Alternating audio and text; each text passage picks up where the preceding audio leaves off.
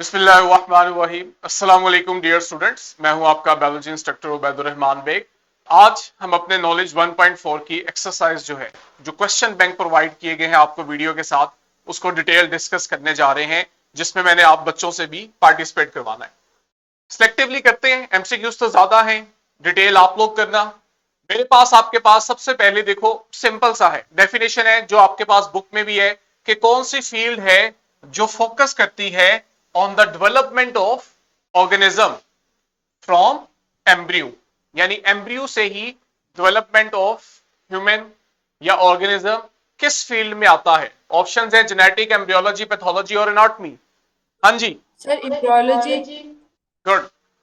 आप सिंपली क्या कर सकते हो, A B C D, time बचाने के लिए, बजाय इसके कि आप माइक ऑन करो। हाँ, शॉर्ट क्वेश्चन में हमें थोड़ी सी डिस्कशन करनी पड़ेगी, तो आप लोग देखोगे कि वहां हमें माइक की जरूरत पड़ेगी। आगे आपके पास सिंपल है, कौन सी फील्ड जो है वो लिविंग ऑर्गेनिज्म की उनके एनवायरनमेंट के साथ इंटरेक्शन को स्टडी करती है। ठीक है, अगेन बी वेरी नाइस। आगे आ जाए जी नीचे, जो एम्ब्रियोलॉजी है,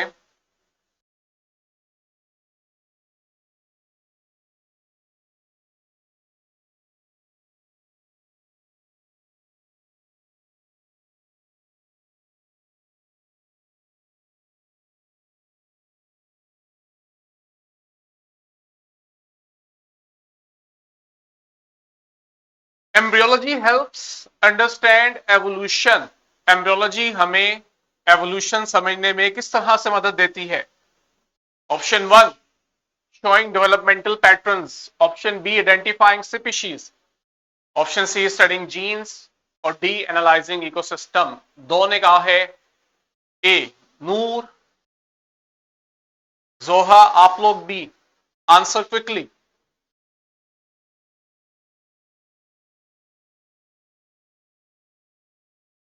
ए बी सी डी ऑप्शन जो है वो साथ टाइप किया करो। जोहा आपका आया कि नहीं? सर सर आंसर लिख आंसर लिख दिया। दिया। चलो, अब ये थोड़ा सा ट्रिकी है क्योंकि मैंने बुक की स्टेटमेंट को एज सच नहीं यूज किया। मोस्टली हमारे पास एमसीक्यूज ऐसे ही आते हैं कि बुक की एग्जैक्ट स्टेटमेंट होती है, आपने रट्टा लगाया होता है, क्रैमिंग की होती है, आपको चीजें समझ आ जाती है। इसमें हम सिंपली ये करते हैं कि हम एलिमिनेशन रूल अप्लाई करते हैं अपनी आसानी के लिए। अगर लेट से आपको कहीं पे कंफ्यूजन हो जाए तो हम क्या कर लेंगे, हम ये ऑप्शन सेलेक्ट करेंगे पहले जिसका हमें 100% श्योर है कि ये आंसर नहीं हो सकता। तो देखो, एम्ब्रियोलॉजी हमें एवोल्यूशन को समझने में कैसे मदद दे रही है। क्या एम्ब्रियोलॉजी से हम इकोसिस्टम को एनालाइज करते हैं? नहीं, तो डी ऑप्शन आपकी गलत होगी। एम्ब्रियोलॉजी जो है वो आपको डेवलपमेंटल पैटर्न बताती है, तो ए ऑप्शन को अभी हम कुछ नहीं कर रहे। एम्ब्रियोलॉजी स्पीशीज को आइडेंटिफाई करने में मदद देती है, एज सच हम एम्ब्रियोलॉजी इस मकसद के लिए नहीं यूज करते। ठीक है। थर्ड पे आपके पास है जीन्स की स्टडी। क्या एम्ब्रियोलॉजी हमें जीन्स की स्टडी करने में हेल्प देती है? बच्चों ने तो ए ही कहा है। सी में क्या इशू है? एम्ब्रियोलॉजी में हम जीन्स को स्टडी करते हैं? कौन सी ब्रांच है जो जीन्स को स्टडी करती है?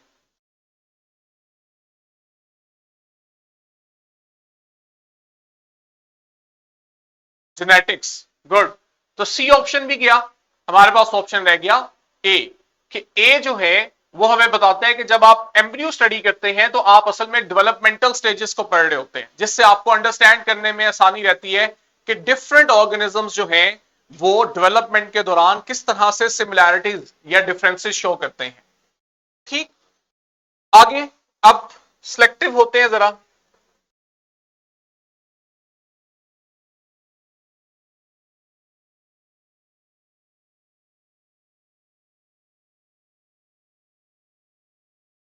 मॉलिक्यूलर बायोलॉजी फिफ्थ को देखो, कहते हैं मॉलिक्यूलर बायोलॉजी इंटरसेक्ट करती है जेनेटिक्स को, यानी मॉलिक्यूलर बायोलॉजी जेनेटिक्स के साथ कहां आके मिल रही है, ओवरलैप कर रही है, ये आप लोगों ने मुझे बताना है।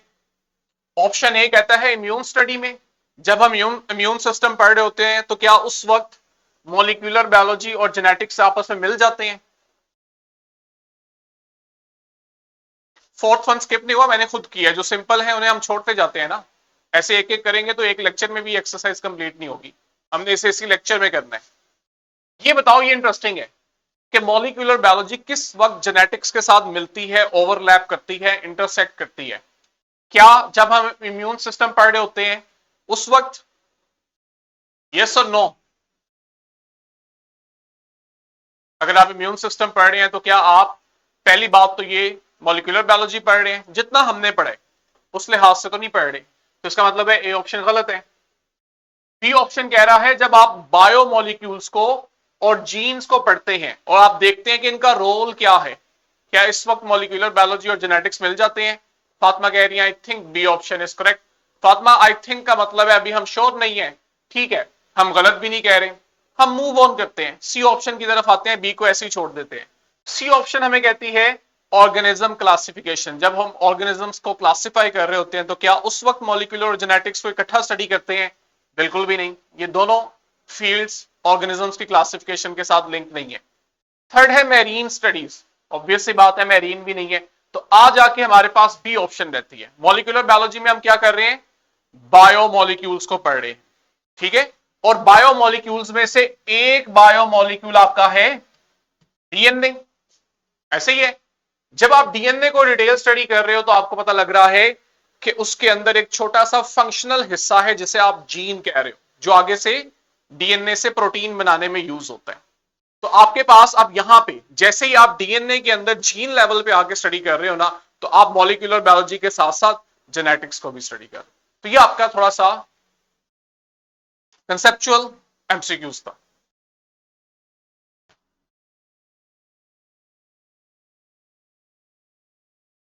आगे हम सिलेक्ट करते हैं एक ऐसा एमसीक्यूज और उसके बाद मूव ऑन करते हैं।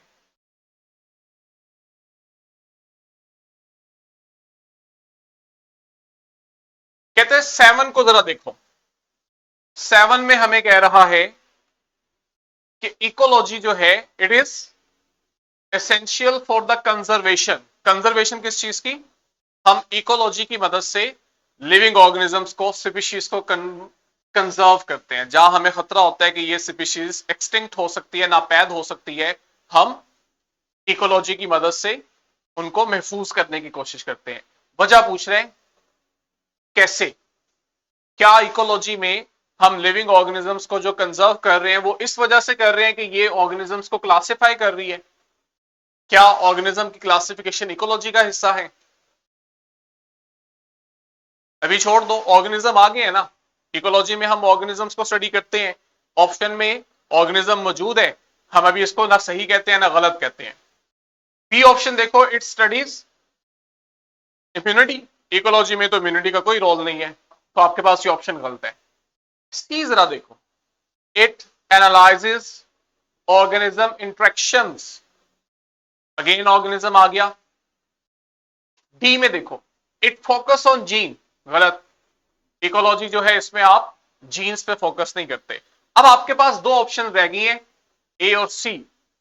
इसमें जरा 10 सेकंड लो और मुझे बताओ। इनफाल का तो आ गया जी, सी ऑप्शन इज करेक्ट। बाकी क्या कहते हैं? ए ऑप्शन को जरा दोबारा देखो। क्या इकोलॉजी ऑर्गेनिजम्स को क्लासिफाई करती है, इसलिए हमें पता चलता है कि ऑर्गेनिज्म जो है वो एक्सटिंक्ट होने वाले हैं, उनको हमें बचाना है? ए भी गलत। तो आपके पास एट द एंड सी रह जाता है। इकोलॉजी से हमें जब लिविंग ऑर्गेनिजम्स की इंट्रैक्शन का पता लगता है तो हमें उससे आइडिया हो जाता है कि कौन सी पॉपुलेशन जो है वो कम ज्यादा हो रही है। आपके पास एक इकोसिस्टम है, वहां पे आपके पास प्रीडेटर है, शिकारी है, और प्रे भी है। प्रीडेटर क्या करता है? वो प्रे का शिकार कर रहा है, अब ये उनकी आपस की इंट्रैक्शन है, और इस इंट्रैक्शन में हो ये रहा है कि एक ऑर्गेनिज्म जो है वो ग्रो कर रहा है और दूसरे की पॉपुलेशन कम होती है जब उसका शिकार किया जाता है। अगर आपको लगे यहां पे इम्बैलेंस ज्यादा हो गया है, शिकार ज्यादा किया जाने लगा है, और जिस स्पीशीज का शिकार ज्यादा हो रहा है ऑब्वियस सी बात है उसकी पॉपुलेशन आहिस्ता आहिस्ता कम हो रही है, तो आप इस इंट्रैक्शन से वो जो स्पीशीज है जो कम हो रही है आप उसे कंजर्व कर सकते हो। तो ये आपके पास इकोलॉजी की एप्लीकेशन आ जाती है। एक दो ट्रिकी से हैं, वो मैं लास्ट पे आपके लिए छोड़ रहा हूं, ठीक है? ये आप लोग आज ही करोगे और मुझसे कल आप लोग पूछोगे। हम अब चलते हैं शॉर्ट क्वेश्चंस की तरफ, कुछ शॉर्ट क्वेश्चंस करते हैं।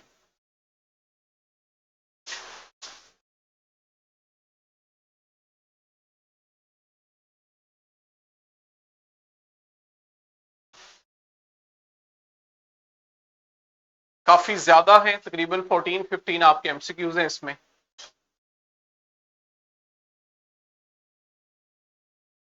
चलिए जी, पहला क्वेश्चन देखें। What is the main subject of study in embryology? हाँ जी, एम्ब्रियोलॉजी में हम किस चीज पे फोकस कर रहे हैं?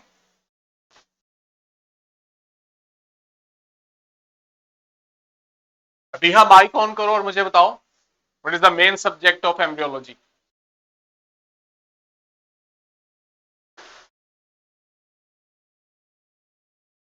Development of organism from, specific हो जाओ ना,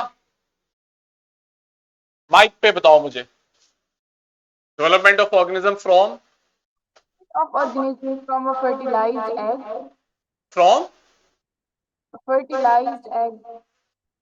ठीक है, जाइगोट से लेकर ऑनवर्ड, जब तक आपके पास कंप्लीट इंडिविजुअल नहीं बन जाता। ठीक हो गया।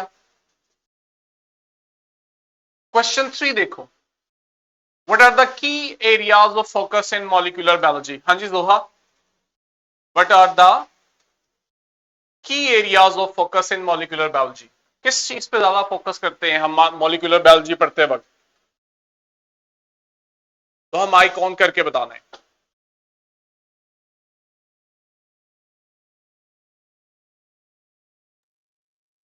सर आई थिंक सर समझ नहीं आ रही, क्या किस तरह मतलब बोलेंगे? हाँ जी, समझ क्यों नहीं आई? क्योंकि एसएलओ बेस एग्जाम है। मॉलिक्यूलर बायोलॉजी के बारे में क्या याद आ रहा है मुझे ये बताओ। हमने मॉलिक्यूलर बायोलॉजी ब्रांच पढ़ी थी, क्या याद है उसके बारे में?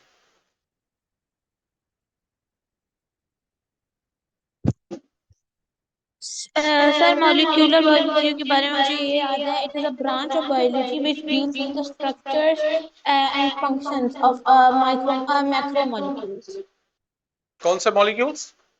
मैक्रो।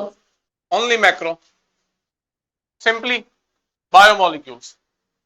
ठीक है, हम माइक्रो मैक्रो में नहीं अभी जा रहे, हम कह रहे हैं लिविंग ऑर्गेनिजम्स के अंदर जो मेन बायोमोलिक्यूल्स हैं उनकी स्टडी हम कर रहे हैं मॉलिक्यूल्स, मॉलिक्यूलर बायोलॉजी में। अब आपने इतनी चीज पढ़ी है ना, आपसे एग्जाम में पूछता डिफाइन मॉलिक्यूलर बायोलॉजी, तो ये बात कर देती, ऐसे ही है। अब एसएलओ बेस एग्जाम क्या है? बात वही है, लेकिन आपसे वो थोड़ा सा घुमा के पूछ रहे हैं कि आप लोग जो हो मेंटली एक्टिव हो। ये तो नहीं है कि बुक की 2 लाइंस रटा लगा ली हैं और अगर उसी तरह क्वेश्चन आ गया तो ही अटेम्प्ट करना है। क्वेश्चन की अगर उसने स्टेटमेंट बदल दिया तो आपको पता नहीं क्या चीज आ गई है। चीज तो वही है। आपसे वो कह रहा है जब आप मॉलिक्यूलर बायोलॉजी को स्टडी करते हो तो आपका मेन फोकस किस चीज पे है? अभी आपने बताया तो है, स्टडी ऑफ बायोमोलिक्यूल्स, कि आप बायोमोलिक्यूल्स के स्ट्रक्चर और फंक्शन को स्टडी करते हो। तो यही आपका आंसर है। साथ आप एग्जाम्पल दोगे जो किताब में दी गई है, कि जैसे आपके पास डीएनए की एग्जाम्पल थी कि डीएनए के अंदर नाइट्रोजनस बेसिस किस तरह से अरेंज हुई है। ठीक है, वो हेलिकल बन रहा है, कैसे हेलिकल स्ट्रक्चर बनता है, ये तमाम आपके पास चीजें मॉलिक्यूलर बायोलॉजी में आ जाती है। तो देखो आपका आंसर वही रहा है, लेकिन आपसे क्वेश्चन जो किया गया है वो थोड़ा सा स्टेटमेंट को चेंज करके किया गया। यही आपका एसएलओ बेस एग्जाम का मकसद है। नेक्स्ट अगर हम देखें,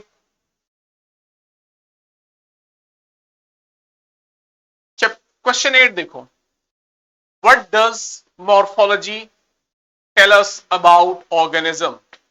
अनफाल एक दफा दोबारा पढ़ो, माइक ऑन करके मुझे बताओ, what does morphology tell us about organisms?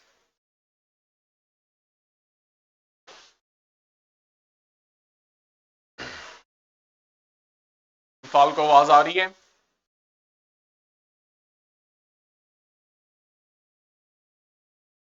या माइक का भी इशू है? फातिमा आप बताओ। Internal structure of an organism. Internal structure बताती है। नूर ठीक का है फातिमा ने? क्या मॉर्फोलॉजी हमें इंटरनल स्ट्रक्चर बताती है ऑर्गेनिज्म के? क्या ठीक आंसर है? सर एक्सटर्नल भी और इंटरनल। ऐसे लिखोगे बुक के अंदर, एग्जाम में जी जब सर। पेपर आएगा तो ऐसे लिखोगे internal and external morphology.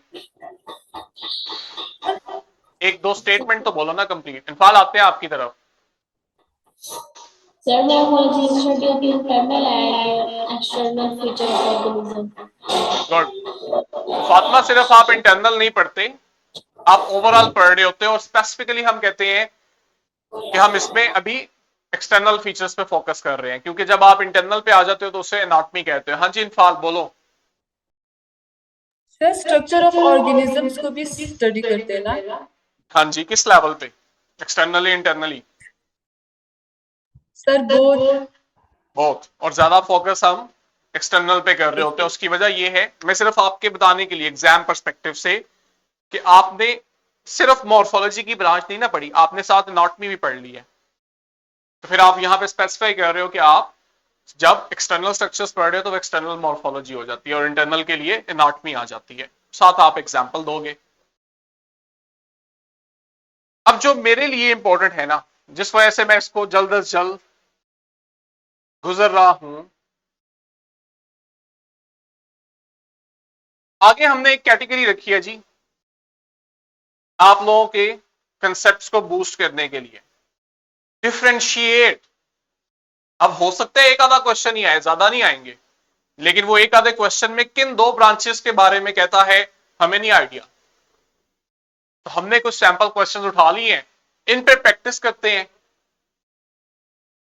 Rehan आप बायो के स्टूडेंट हो, रेहान एंड यूनिक,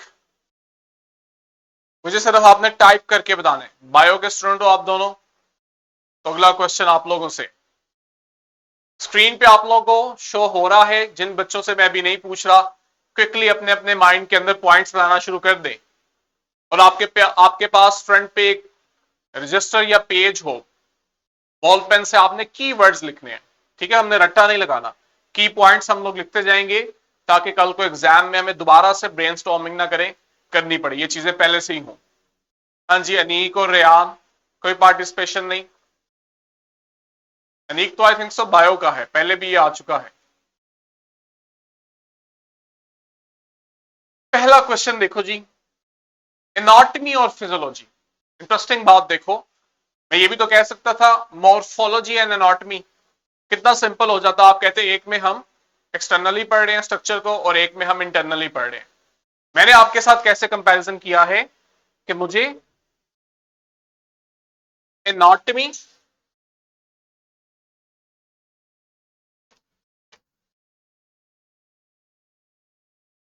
और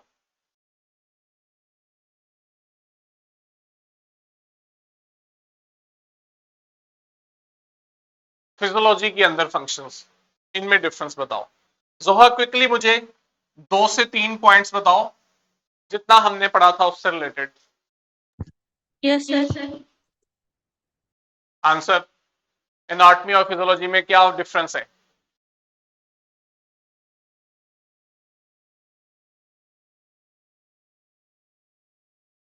माइक ऑन करके, माइक ऑफ है आपका। सर आई थिंक एनाटॉमी जो होती है ना, मतलब anatomy is a field of biology in which हम जो है पढ़ते हैं साइंस नहीं पढ़ते हैं, मतलब बॉडी स्ट्रक्चर पढ़ते हैं ऑफ लिविंग ऑर्गेनिज्म। वो तो मॉर्फोलॉजी में भी पढ़ रहे थे, एक्टिव नहीं थी ना, इससे पहले यही बता के गया हूं, ध्यान नहीं दिया। अच्छा फिजियोलॉजी में क्या पढ़ते हैं? सर फिजियोलॉजी में हम पढ़ते हैं बस 2 दिन कुछ नहीं किया है ना, सैटरडे को क्लास नहीं थी, 2 दिन जो है वो ऐसे जाया कर दी हैं। कैसे स्पीड पकड़ोगी? आगे हमने स्पीड पकड़नी है, आगे से पढ़ते जाओगे, पीछे से कुछ याद नहीं है, क्या फायदा ऐसी पढ़ाई का?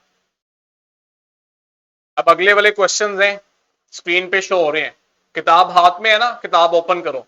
जब तक मैं ये पूछ रहा हूं आपने क्विकली इनको देखना है, और इस दौरान सुनना भी है। अबीहा मुझे बताएगी जी, अब सुनना है आपने, अबीहा कहां गलत है, सुनोगी शायद याद आ जाए।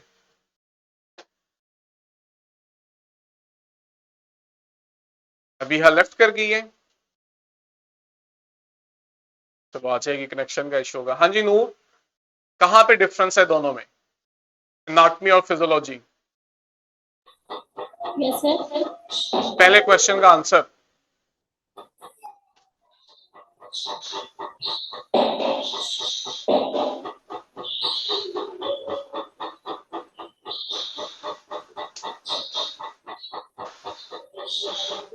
नहीं आता पहले क्वेश्चन का आंसर?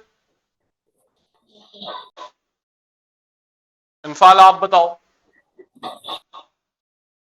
सर एनाटॉमी जो है वो study of internal structure of organism है, और जो है सर फिजियोलॉजी है sir function of various part of living things. हम लिविंग ऑर्गेनिजम्स के डिफरेंट पार्ट्स का जब फंक्शन पढ़ रहे हैं तो वो फिजियोलॉजी है जोहा, और जब आप इंटरनल स्ट्रक्चर्स पढ़ रहे हो तो वो आपके पास एनाटॉमी है। बस एक एक इनफाल एक एक डिफरेंस लिखेंगे, कुछ और नहीं नो हम सर। ऐड कर सकते। सर कर सकते हैं फॉर एग्जाम्पल सर, जैसे हम ऑर्गन्स टिश्यू एंड सेल के स्ट्रक्चर को देखते हैं, और सर फिजियोलॉजी जो है सर वो function of different parts of body. नहीं, डिफरेंस बताओ ना। आप अपने आप को इमेजिन करो, आप एग्जाम अटेम्प्ट कर रही हो, आपने एक डिफरेंस लिख दिया है, अब आपको एक और डिफरेंस ऐड करना है ताकि वो थोड़ा सा वेटेज बने उस आपके आंसर की। और क्या लिख सकती हो? सर एग्जांपल्स लिख सकते हैं। Very good. एग्जाम्पल जो है ये भी डिफरेंस में आता है, और जब भी आप डिफरेंस वाला क्वेश्चन करते हैं तो याद रखना एग्जाम्पल सबसे एंड पे लिखते हैं। एनाटॉमी की एग्जाम्पल दो मुझे कोई एक इनफाल। Sir structure of human heart. Study of structure of human heart, ठीक है। Yes sir. और फिजियोलॉजी की? हाँ जी, जोहा को क्यों हंसी आ रही है जी? बोलो इनफाल फिजियोलॉजी की। Sir study the heart pumps blood. How heart pumps the blood. Good, शाबाश। हाँ जी जोहा, इकोलॉजी और मैरीन बायोलॉजी में डिफरेंस। माइक ऑन करके। सर इकोलॉजी इट विल दोबारा बोलो, आपकी वॉइस स्क्रीन पे देखा करो, माइक ऑफ है और बोली जा रही हो। माइक ऑन करो, आप म्यूट करो ना खुद को। अब सर बोलो। किया हुआ है। Sir ecology is the study of living organisms and their environment, और जो मेरीन जो होती है biology, it is the study of animals which live in the water. इनफाल इन्होंने इकोलॉजी की डेफिनेशन ठीक बताई है, study of living organism and their environment, या कुछ मिस कर गई हैं? सर कुछ मिस कर गई है। वही बताना है ना, ये तो पूछ सर रहा विद हूँ। Each other Which and is there other. Environment. ठीक है, लिविंग ऑर्गेनिजम्स की आपस में इंटरेक्शन और उनके एनवायरनमेंट के साथ जो इंटरेक्शन है, इसकी स्टडी को हम इकोलॉजी बोलते हैं। और मेरीन के अंदर आपके पास सिंपली जो ओशन में लिविंग ऑर्गेनिजम्स हैं उनकी स्टडी को पढ़ते हैं, और वहां भी हम उन लिविंग ऑर्गेनिज्म का अपने एनवायरनमेंट के साथ किस तरह का इंटरेक्शन है, रिलेशन है, ये भी पढ़ रहे होते हैं, और साथ आप एग्जाम्पल प्रोवाइड करोगे। पैथोलॉजी और जेनेटिक्स, लास्ट क्वेश्चन, इसका डिफरेंस मुझे बताओ जी। नूर आप बताओ, फिर हम फातिमा पे आएंगे। पैथोलॉजी और जेनेटिक्स का difference. Sir, the study of the function of various part of living things. कौन सी, किसको डिफाइन कर रही हो? Physiology. नहीं नहीं, लास्ट डी पे जो लिखा हुआ है पैथोलॉजी एंड जेनेटिक्स, इसका डिफरेंस बताओ। Pathology का sir. हाँ जी। Pathology is the study of diseases. Pathology study the causes and treatment of diseases. और जेनेटिक्स? Yes, sir. जेनेटिक्स आगे भी तो देखो, पैथोलॉजी और जेनेटिक्स है, बट इज जेनेटिक्स। So सोचो। this study of genetics and heredity is known as genetics. Fatima, genetic की definition इन्होंने गलत बताई है, आप उसको ठीक करो। The study of gene and heredity is known as genetics. Genetics. अच्छा फातिमा, अगला डिफरेंस भी मुझे बताओ। ये तो एक एक हो गया, एग्जाम्पल दोनों की दो। For pathology for symptoms and treatment of cancer, and good. genetics की example transformation of genes. बस तो स्पेसिफिक बताओ ना। Transformation of gene for I colour, अगर आप आई Of कलर eye. में देखना चाह रहे हो उसके जीन्स कैसे ट्रांसफर हैं, तो ये आप जेनेटिक्स को स्टडी कर रहे हो। ठीक है, मैं पर्सनली डिसअपॉइंटेड हुआ हूं बहुत ज्यादा। अबीहा थोड़ी सी मुझे एक्टिव लगी है, जोहा की बिल्कुल तैयारी नहीं है, नूर 50-50 है, अनफाल जो है वो 70-30 है, फातिमा भी 50-50 है। तो बच्चों इस एक्सरसाइज का पर्पस क्या है? 2 दिन थे बहुत आराम से, बल्कि साथ साथ करने की जरूरत है। जिस दिन जो टॉपिक पढ़ रहे हो उसको उसी दिन जाके अटेम्प्ट करो। आप लोगों को फिजिक्स के सर भी बता चुके हैं, एसएलओ बेस एग्जाम का मतलब ये है कि क्वेश्चन किसी भी तरह पूछ लेगा। आप लोग जो एसएलओ डेली बेस पे पढ़ रहे हो, चैट जीपीटी के पास जाओ, उससे वैरायटी ऑफ क्वेश्चन जनरेट करवाओ और अपनी सेल्फ असेसमेंट करो।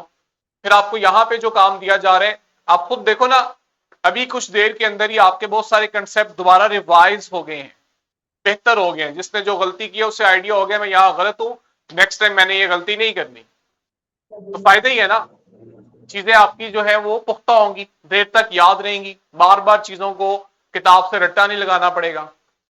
अगर आप लोग इस तरह से चलोगे तो क्या उसका फायदा है? मैंने अपनी सारी एनर्जी इस तरह तो आप पे वेस्ट नहीं करनी, ऐसे तो फिर हम स्पीड ही नहीं पकड़ेंगे। फर्स्ट और लास्ट टाइम था कि मैंने इतना लीनियंटली आप लोगों को टॉलरेट किया। ठीक है, नेक्स्ट टाइम से आप लोगों ने फुल पार्टिसिपेशन करनी है। अगर मुझे जरूरत पड़ेगी तो हम एक स्टेप आगे भी जाएंगे, वो क्या होगा वो मैं उस वक्त बताऊंगा। ठीक है, आज के लेक्चर को यही कंक्लूड करते हैं। एंड पे मैं आपसे क्वेश्चन करता हूं अभी। तो मुझे उम्मीद है कि आपको ये टॉपिक और बेहतर तरीके से याद रह जाएगा आज की एक्टिविटी के बाद।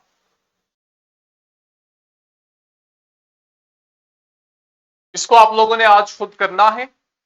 कल मैं आप लोगों को फिर टाइम दूंगा, अगर किसी के ज़हन में कोई क्वेश्चन हो तो मुझसे क्वेश्चन करें। ठीक, आज हम अपनी वीडियो का इख्तिताम यही करते हैं। कल इंशाल्लाह हम लोग नेक्स्ट एसएलओ स्टार्ट करेंगे, जो कि बहुत इंपॉर्टेंट है। ठीक है, और उसमें हमने साथ साथ करनी है ये एक्टिविटीज। कल मिलेंगे इंशाल्लाह नेक्स्ट लेक्चर के साथ। अल्लाह हाफिज बच्चों।